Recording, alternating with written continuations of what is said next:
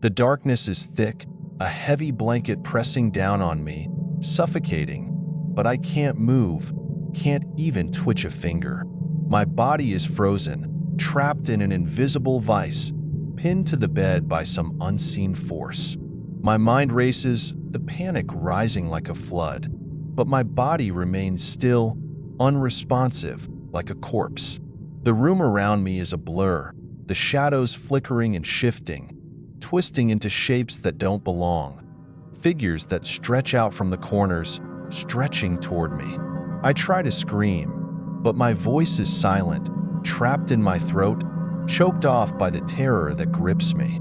The air is thick with an oppressive silence, a silence that hums with something malevolent, something that watches, waits. I can feel it, a presence just beyond the edge of my vision, lurking in the shadows, its gaze fixed on me, boring into me with a cold, inhuman intensity. My heart pounds in my chest, a frantic rhythm that seems too loud, too fast, as if it might burst through my ribs at any moment. The room is wrong, the angles too sharp, the shadows too deep, and that thing in the darkness, it's moving, shifting closer, creeping toward me with a slow, deliberate intent. I can feel its breath on my skin, cold and fetid, like the air from an open grave. My eyes strain to see it, to make sense of the shifting blackness that encircles me. But the harder I look, the more it eludes me, slipping just out of focus, just out of reach. But it's there. I know it's there, watching me, waiting for me to slip, to let my guard down, to succumb to the weight of the darkness that presses down on my chest, squeezing the breath from my lungs. My muscles scream to move, to fight, to flee, but they refuse, locked in place by some unseen force, as if the very air around me has solidified, turned to stone. My thoughts race, spiraling out of control, as I try to make sense of the nightmare that has taken hold of me. But there is no logic here, no reason, only fear, pure and unrelenting. The thing in the shadows is closer now. I can feel it, a creeping, crawling sensation that skitters across my skin like 1,000 tiny insects, burrowing beneath the surface, gnawing at my flesh. My breath comes in short, ragged gasps, my throat tight, as if a hand is wrapped around it, squeezing, crushing. My vision blurs, my eyes burning with the strain of trying to see, to pierce the veil of darkness that surrounds me. But it's useless. The shadows are alive, twisting and writhing, mocking my attempts to see them, to understand them. And then I see it, a flash of movement, a glimpse of something impossibly tall, impossibly thin, a figure that stands at the foot of my bed, its limbs long and spindly, like the branches of a dead tree. Its face is hidden, shrouded in darkness, but I can feel its gaze, feel it like a physical weight, pressing down on me, crushing me.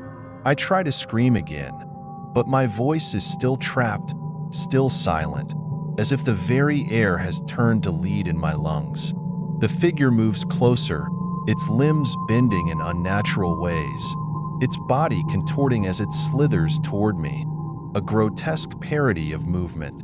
My mind recoils, screaming in silent terror. But there is no escape, no way out, only the relentless approach of the thing that has come for me, come to drag me down into the darkness. Its hand reaches out, long, bony fingers stretching toward me, the tips blackened, as if charred by some hellish fire. I can feel the heat radiating from it, a searing, blistering heat that makes my skin crawl, makes my flesh prickle with fear. The fingers brush against my arm, and it's like ice, burning cold that sears my skin, leaving a trail of pain in its wake.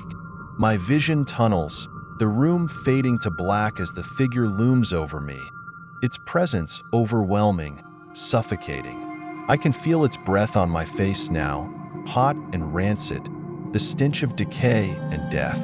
My heart races, my chest tight, as if the very air has been sucked from the room, leaving me gasping, choking. The figure leans closer, its face still hidden, but I can feel its eyes burning into me, searing my soul with their gaze.